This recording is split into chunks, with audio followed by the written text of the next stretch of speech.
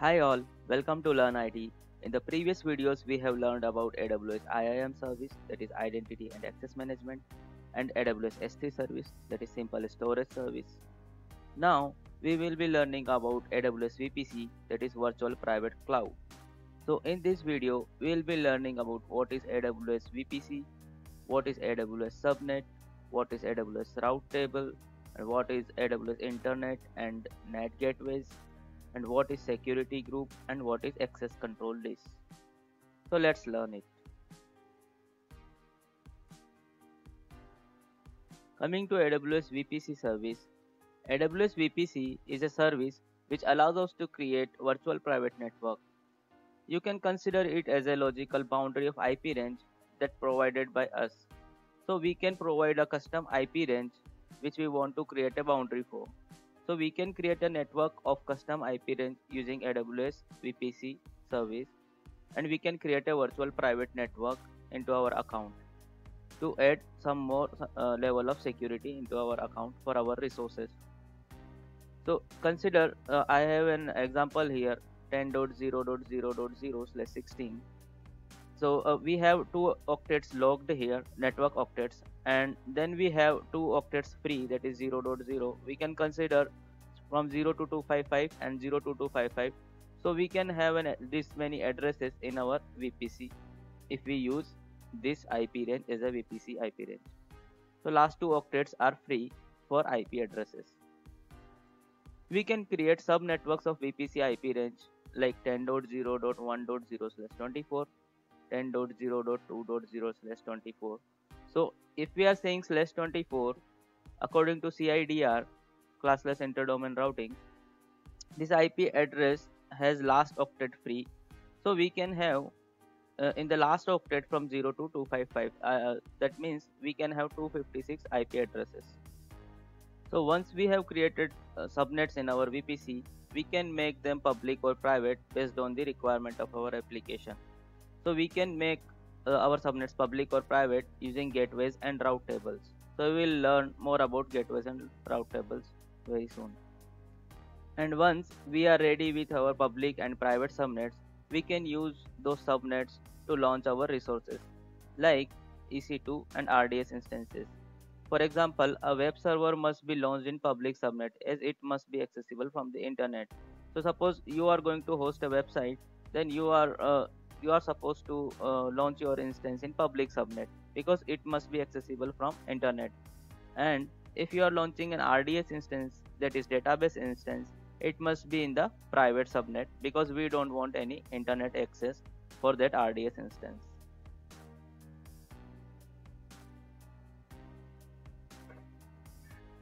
So you can see here we have VPC IPS 10.0.0.0/16.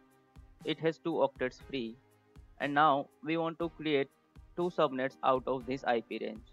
So I have created subnet A with IP 10.0.1.0/24. So it has network bits of 3 octets 10, 0 and 1. It is logged for this as a network address, and the last octet, that is 0, it can vary from 0, 1, 2, and it can go till 255. So we can have 256 addresses with this IP range under the subnet A. Similarly, we have a subnet B with IP range 10.0.2.0/24. So similarly, it can have 256 addresses. Now you can see we have a logical division of our VPC IP network, and IP addresses for these different subnets can range from 10.0.1.0 to 10.0.1.1 to 10.0.1.255, total 256 IP addresses. Similarly, for subnet B, we have IP addresses from 10.0.2.0.0, 10.0.2.1 to 10.0.2.255, total 256 IP addresses. So in this way, we have a logical subdivision of our main IP address range, that is virtual private network IP address range, into two subnets, subnet A and subnet B. Now let's learn some basics of route table. So route table is a component of VPC which has a group of routes which determines where the traffic of our subnets will be redirected. So basically it will hold all the routes which are responsible for the routing of our traffic for our subnets. And whenever we are creating a VPC, we will have one main route table. This route table automatically comes with your VPC. So you can have a look on your main route table and see what and all routes are available in that main route table. Each subnet in your VPC must be associated with a route table. So whenever we are creating one subnet, it will automatically be associated with main route table, or we can explicitly mention any route table for that subnet. So you can see here I have an example route which is public route. So in the destination I am mentioning all the public IP addresses, that is 0.0.0.0/0 all public IP addresses, and in the target we can mention any gateway through which the destination must be accessible. Like if you want to create a public route, we should use internet gateway. Now let's learn about commonly used gateways, that is internet gateway and net gateway. So if we talk about internet gateway, it's a highly available VPC component that allows communication between VPC and the internet. So if you want two-way communication between your VPC resources and internet, then you should use internet gateway with your route tables. So it will allow both ingress and egress communication, that is inbound and outbound communications. It provides a target in your VPC route tables for internet routable traffic. It can perform network address translation for instances that have been assigned public IP4 addresses. There is no additional charge for having an internet gateway in our account. Now let's talk about another important gateway, that is NAT gateway. So unlike internet gateway, NAT gateway only supports egress communication, that is outbound communication. So network address translation gateway allows instances in private subnet to connect to the internet or other AWS services, but prevent the internet from initiating a connection with those instances.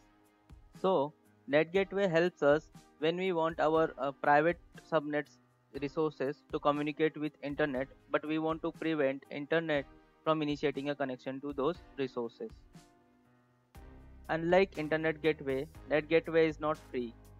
So whenever we are creating NAT gateway, it will charge hourly as per the usage. Also, whenever the data is getting processed through NAT gateway, additional rates will be applied. Also, NAT gateways are not supported for IPv version 6 traffic. We can use outbound only, that is egress only internet gateway for IPv6 traffic if we want in our VPC. Now let's have a look on security group.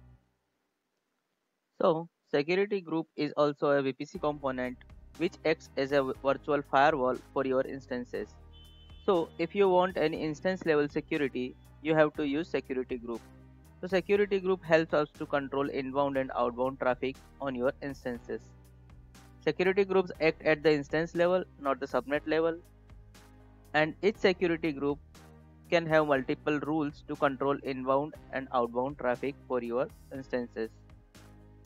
Security group rules enable you to filter traffic based on protocols and port numbers. So we have a sample inbound rules here. So you can see here I have mentioned source as a all public addresses, all public IP addresses, and for protocol I am mentioning TCP, and for port range I am mentioning 80 and 443. 80 is for HTTP and 443 is for HTTPS. So in this way we can have security group created with some rules, and we can filter traffic to our instances based on source, protocol and port range. So I have just mentioned here inbound rules. Likewise we can have outbound rules for our instances. Now let's have a look on access control list.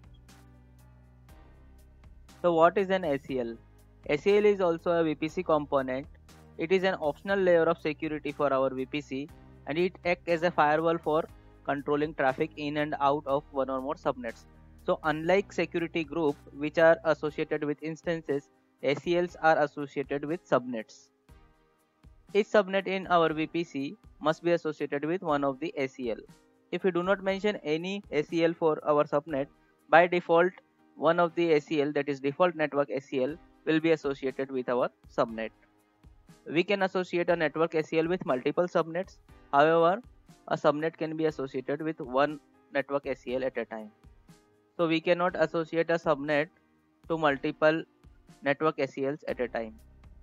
And at last, a network ACL has separate inbound and outbound rules, and each rule can either allow or deny traffic. So let's have a look on default network ACL.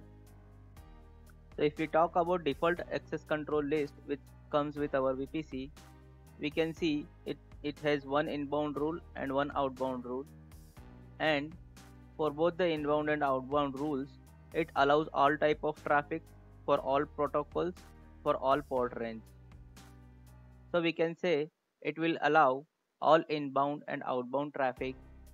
If we want to restrict any traffic for our subnets, we have to mention new rules, or we can create a custom ACLs and we can associate those ACLs to our subnets. So guys, this was all about VPC basics. Thank you for watching this video. In the next video, we will cover all these theoretical concepts using AWS console. Also, we will create VPC, we will create subnets, and we will launch EC2 instances using cloud formations using AWS CLI as well in the upcoming videos. Join me in the next videos.